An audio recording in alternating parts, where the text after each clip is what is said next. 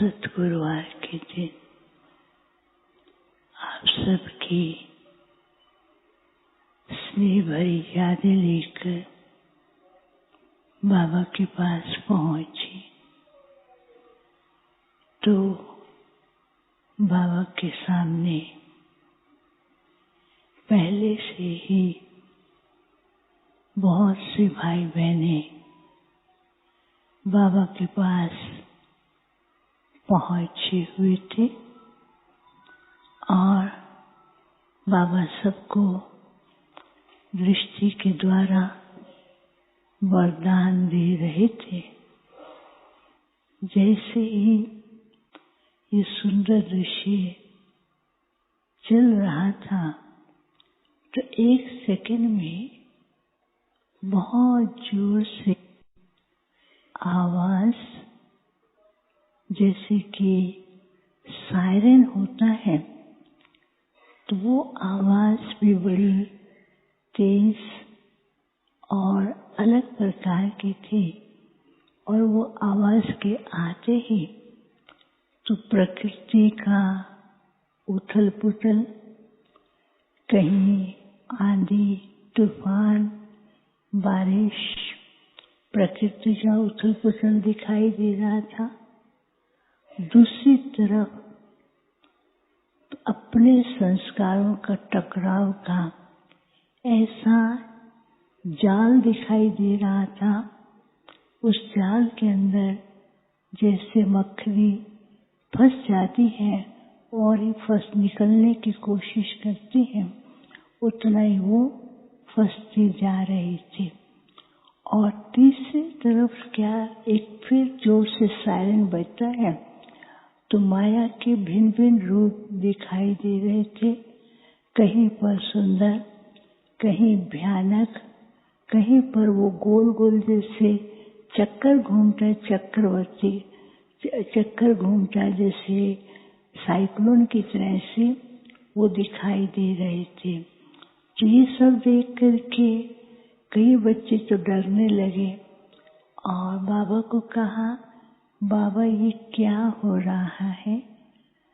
बाबा ने कहा, बच्चे ये समय की चेतावनी और समय पहले से ही सूचित कर रहा है ताकि सब बच्चे अपनी आंतरिक स्टेज को ऐसा बनाए कि ऐसी परिस्थितियों में अपने आप को डिटैच और न्यारे और प्यारे होकर के रहें। फिर भी बच्चे घबरा रहे थे तो बाबा ने क्या किया, उस समय सब बच्चों को स्नेह की दृष्टि देते हुए सबके सामने एक ट्रे पहुंचती है और ट्रे के अंदर बहुत सुंदर सुंदर डायमंड है। तो बाबा ने कहा, ये प्रकृति को, परिवर्तन को और परिस्थितियां तो अपना खेल करेंगे, लेकिन तुम बच्चों को क्या करना है, ये डायमंड की उन सबको लाइट दो।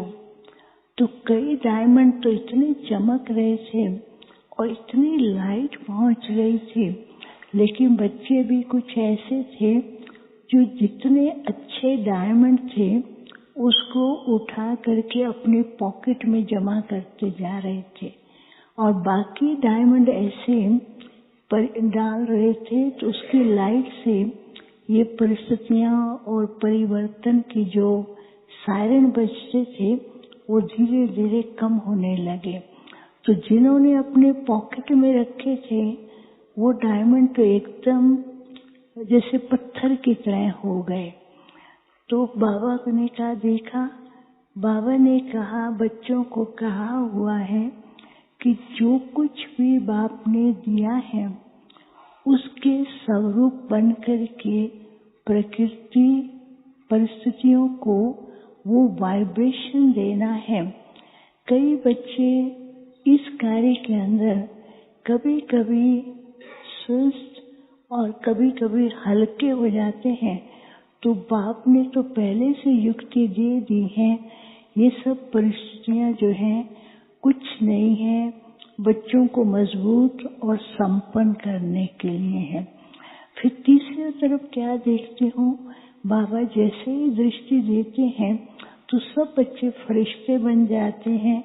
और बाबा ने कहा कि फरिश्ते बन करके सारे विश्व के अंदर उड़ो और सारे विश्व के परिवर्तन के कार्य के अंदर आप फरिश्तों का बहुत बड़ा काम है। तो जैसे वो फरिश्ते बन करके उड़ते हैं तो कई कुछ के तो क्या है, पंख जो है वो कोई ना कोई आंधी तूफान में अटक जाते हैं और पंख नीचे की ओर आ जाते हैं। कईयों के पंख जो है ऊपर नीचे शेक करते हैं।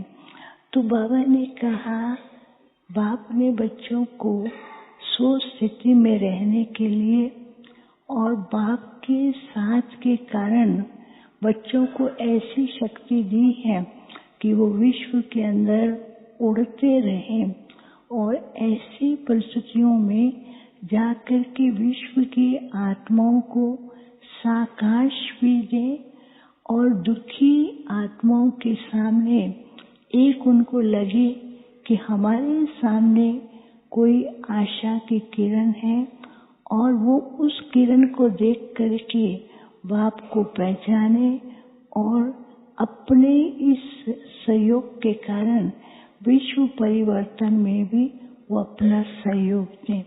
फिर बाबा ने दिखाया कैसे साइंटिस्ट अपने जोर से कार्य कर रहे हैं और अन्य सभी भी अपना परिवर्तन के कार्य में गुप्त रीति से सहयोगी हैं। वो बच्चों को भी ध्यान देना है, लेकिन अब बच्चों को क्या करना है, विशाल दिल बन करके इस परिवर्तन के कार्य के अंदर गुप्त पुरुषार्थ, साइलेंस की पावर और अपनी स्व स्थिति को मजबूत करके अपने इस कार्य के अंदर ऐसा सुंदर स्वरूप अपनी स्व स्थिति के द्वारा प्रस्तुत करना है। फिर बाबा ने कहा, बच्चे जो हैं पुरुषार्थ तो कर रहे हैं, सेवा के भिन्न भिन्न प्लान्स भी हैं, बाप के घर में नए नए बच्चे भी आ रहे हैं, उनको साइलेंस के द्वारा विशेष अनुभव और ऐसा अनुभव हो कि जिसके द्वारा ये समझे कि समय परिवर्तनशील है और हमको अपने आप को शक्तिशाली बनाना है और बाबा ही हमारा साथी है, उनसे ही सब प्राप्तियां हो सकती हैं। फिर तो बाबा को भोग स्वीकार कराया।